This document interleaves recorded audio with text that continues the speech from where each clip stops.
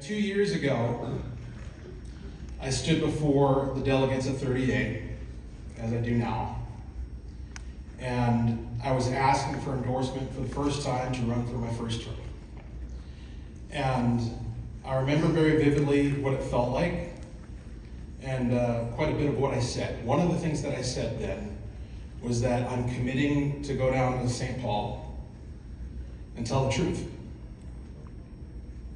And that's it. Just tell the truth.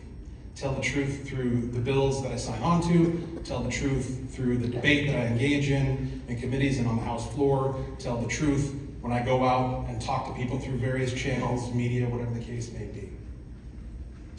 And I want to tell you some truth today. We've heard quite a bit, and we usually do when we gather like this at these conventions, about the hope that we're looking forward to come election day. We're going to take back the House. We're going to take the White House. We're going to flip the Senate in Washington, D.C. And those are good things to focus on. Those are good things to get excited about. We should be excited about doing them. We are going to do them. But what I want to draw your attention to is something even more powerful. And that is what we do in between. We are currently in the Minnesota House of Representatives as a Republican caucus. We are operating in the minority under a trifecta. And the conventional wisdom of that situation is, well, there's nothing we can do. We're not in control. Everything's their fault. We'll just show up and vote no, talk about how terrible they are. And we do. We do vote no, and we do talk about how terrible they are. But I gotta tell you, the most powerful moments that I've seen in the legislature have resulted from what you do in between elections. The school resource officer issue. That issue, you notice you're not hearing a whole lot about it right now? You know why? Problem got solved. You know why you're not hearing a whole lot about it? Because we're the reason it got solved. House of Politics. From the minority, under a trifecta, we forced their hand. You forced their hand. Your elected sheriffs, your police chiefs, your elected local officials forced their hand. You have power even after you lose everything in an election because they're afraid of losing their power. We've already lost it, so we got nothing to lose. We can put the pressure on them to do the right thing, even as they kick and scream and don't want to do it. But let me tell you, they kicked and they screamed. Senator Frazier is not a happy guy right now that he was not able to strong arm through the law whether or not a police officer working to protect your students in your schools can do his job. Frazier wanted to put an end to that. He wanted to handicap him. He wanted to tie his hands. We didn't let him. They lost on that issue, and that's why you're not hearing a peep about it. We got a more consequential issue. It was spoke to a little bit by Joe McDonald. And by the way, let me just say, I appreciate the praise for my elder colleagues, but they've been fantastic. Marion Rarick has been a fantastic mentor.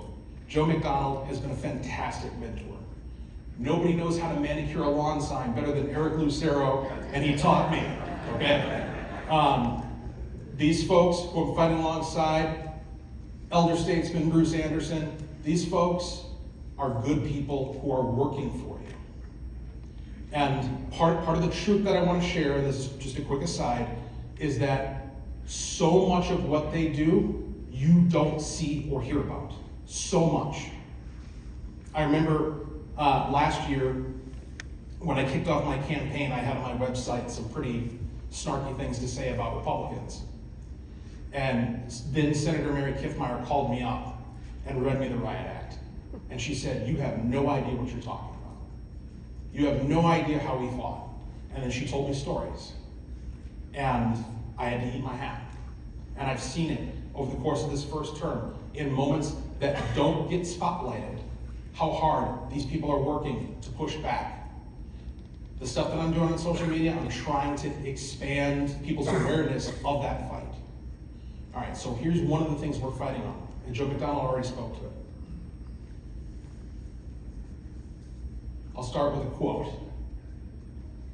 Freedom is only one generation away from extinction.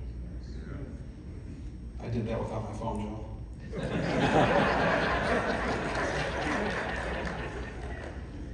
Ronald Reagan. Now, I grew up hearing that stuff. A lot of us have been involved for many, many years, decades. We've been hearing about the danger that lies just on the horizon. Well, I'm here to tell you, it's not just here. It's past tense. We have lost freedom. We have lost liberty. Last year in 2023, they made changes to the Human Rights Act in Minnesota.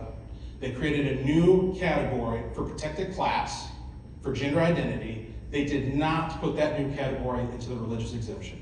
What that means is today, not tomorrow, not next year, not if we don't do something, today, your church can be sued for not hiring a guy in a dress to be your youth pastor.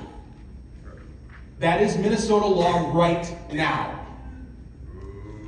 The reason why we're talking about it now is because we've made efforts in both the House and the Senate to try to fix it, hoping that this was an oversight on the Democrats' part. What they've made very clear in recent weeks is that it's not an oversight. That was explicitly said by Judiciary Chair Becker Fenn in the House. This wasn't an oversight. We know what we're doing. We conspired against your rights. We've nullified the First Amendment. Ha ha ha ha. And that's their attitude. Gnashing of teeth. Glaring, snickering, guffawing,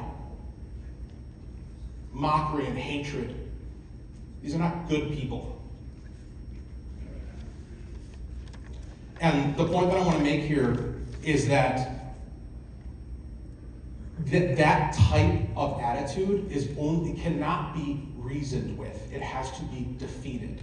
And the way that we defeat it is by showing up and making our voices heard, not just on election day, when we are going to have all those victories that people have been talking about, but right now. It's incredibly important that your communities, your groups, Restore Minnesota, Minnesota Family Council, the list goes on, your church, your pastor, be organizing to contact these legislative leaders to put pressure on them right now to restore, not protect, restore your God-given First Amendment liberties. You have to do it.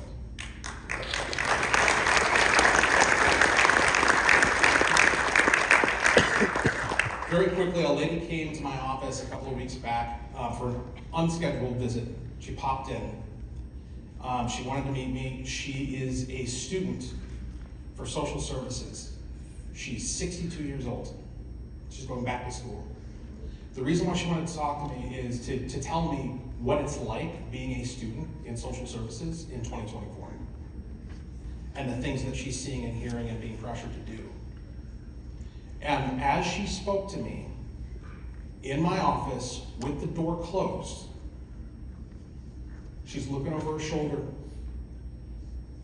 and muffling her volume, because that's how afraid she is to say what she believes in the United States of America in 2024.